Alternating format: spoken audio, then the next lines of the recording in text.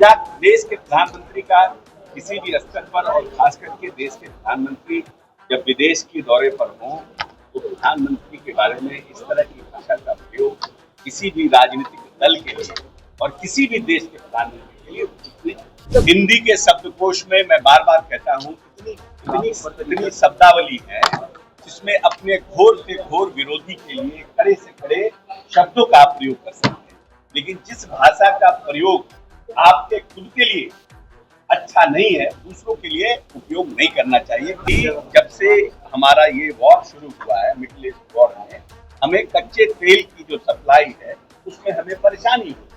It is not कि हमारा सिर्फ हिंदुस्तान को परेशानी है, वर्ल्ड वाइड ये परेशानी है। हॉर्मुज़ को जिस तरह से एक तरफ अमेरिका और एक तरफ ईरान ने घेर के रखा हुआ है, सप्लाई चेन जो है वो डिमांड और सप्लाई का फर्क है, तो निश्चित रूप से हमें महंगा तेल मिल रहा है। रायबरेली की एक सभा में राहुल गांधी ने प्रधानमंत्री नरेंद्र मोदी को गद्दार तक कह डाला। उसके बाद अब एनडीए की तरफ से प्रतिक्रियाएं आनी शुरू हो चुकी है। बिहार सरकार के मंत्री अशोक चौधरी ने साफ तौर पर कहा है कि किसी भी बड़े दल के नेता का इस तरह से बयान आना काफ़ी दुखद है। वहीं जिस तरह से राहुल गांधी ने कहा है कि देश में बड़ा ही आर्थिक संकट आने वाला है, इस पर अशोक चौधरी ने साफ तौर पर कहा है कि जिस तरह से प्रधानमंत्री ने खाड़ी देशों में युद्ध के बाद आर्थिक संकट तो नहीं ईंधन संकट हुआ है, इसको लेकर लोगों से अपील की है कि लोग ईंधन की बचत करें, सोना कम खरीदें, साथ ही विदेश यात्रा से बचें। पहले आपको सुनवाते हैं कि क्या कह रहे हैं अशोक चौधरी।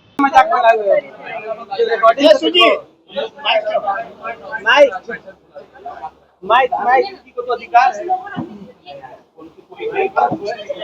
माननीय मुख्यमंत्री जी को प्रधानमंत्री जी को अपने मंत्रियों को बुला करके विचार विमर्श करना ये तो उनका अधिकार क्षेत्र है ना। और उन्होंने आज कैबिनेट दी है तो प्रक्रिया नॉर्मल प्रक्रिया है, तो ऐसा बात तो है नहीं कि इस पर क्वेश्चन किया जाए। प्रधानमंत्री जी का प्रोग्रेटिव है, he can call any time anybody.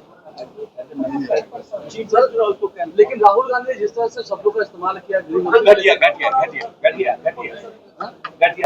घटिया मजाक देश के प्रधानमंत्री का किसी भी स्तर पर और खास करके देश के प्रधानमंत्री जब विदेश के दौरे पर हों तो प्रधानमंत्री के बारे में इस तरह की भाषा का प्रयोग किसी भी राजनीतिक दल के लिए और किसी भी देश के प्रधानमंत्री के लिए उचित नहीं। तो उन्होंने कहा कि मैं माफी नहीं मांगूंगा चाहे जो कर दे। जब भाई आप हम कोई बिहेवियर करते हैं, हम कोई काम करते हैं, हम कहेंगे कि नहीं हम ठीक है, तो जनता ने को एक्सेप्ट करना है। जनता समझेगी ये सही है कि गलत है। आप माफी नहीं मांगिएगा, हम लोग क्या कर रहे हैं, हम लोगों ने कहा माफी मांगिए, आप नहीं मांगे, ठीक है ना, तो पीपल विल इंडिया डिसाइड कि भाई वो सही कर रहे हैं कि गलत कर रहे हैं। ये भी कहा कि नहीं करे नोटंकी भाषा ठीक नहीं है, राजनीतिक दल देखिए। अच्छा, हिंदी के शब्दकोश में मैं बार बार कहता हूँ इतनी शब्दावली है जिसमें अपने घोर से घोर विरोधी के लिए कड़े से कड़े शब्दों का प्रयोग कर सकते हैं, लेकिन जिस भाषा का प्रयोग आपके खुद के लिए अच्छा नहीं है दूसरों के लिए उपयोग नहीं करना चाहिए, खास करके राजनीतिक और सार्वजनिक। लेकिन सर ये कहा जा रहा है कि देश पे एक बड़ा संकट आ रहा है, लोग आर्थिक संकट आएगा देश पर। राहुल गांधी कह रहे थे अभी लोग रोएंगे।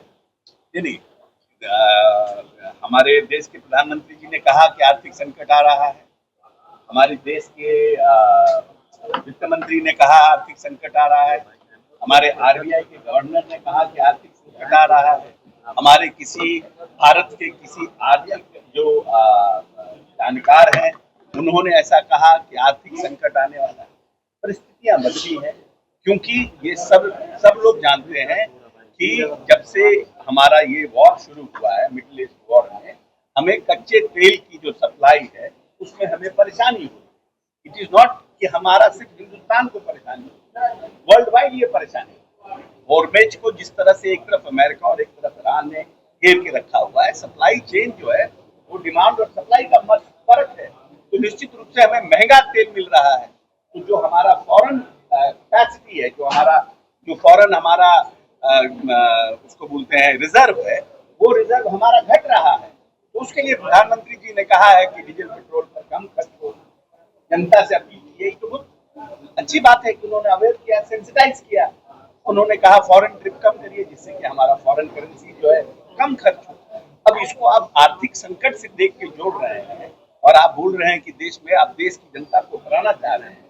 आपने कहा कि गोल्ड कम खरीदिए, इसलिए कि जब आप गोल्ड खरीदते हैं तो हमारा फॉरेन करेंसी जाता है। तो सिंपल उन्होंने स्ट्रेट शब्दों में प्रधानमंत्री जी ने सेंसिटाइज किया।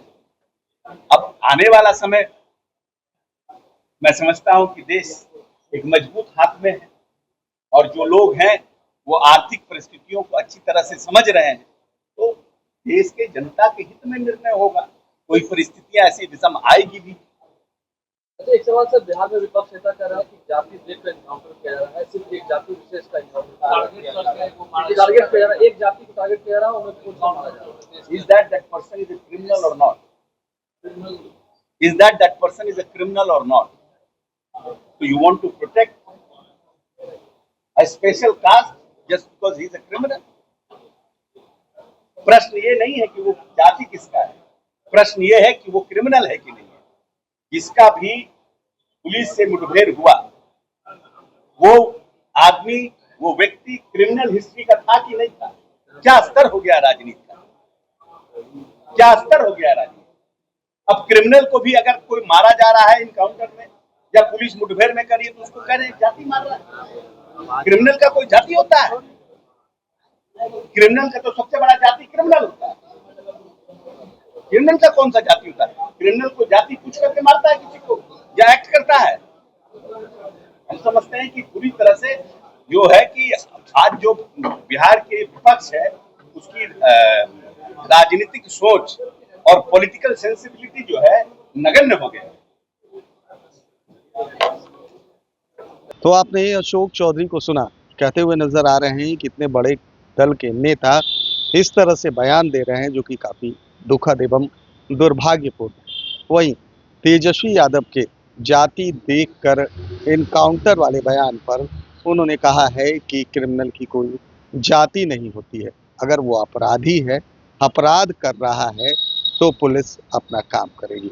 लेकिन अगर देखा जाए तो लगातार कहीं ना कहीं राहुल गांधी के बयान के बाद एनडीए का कुनबा अब विपक्ष की खिंचाई कर रहा है। साथ ही साथ प्रधानमंत्री नरेंद्र मोदी अभी विदेश दौरे पर है और कह रहा है कि अपने प्रधानमंत्री के विषय में कहीं ना कहीं इस तरह से बातें करना किसी भी दल के बड़े नेता के लिए अशोभनीय है।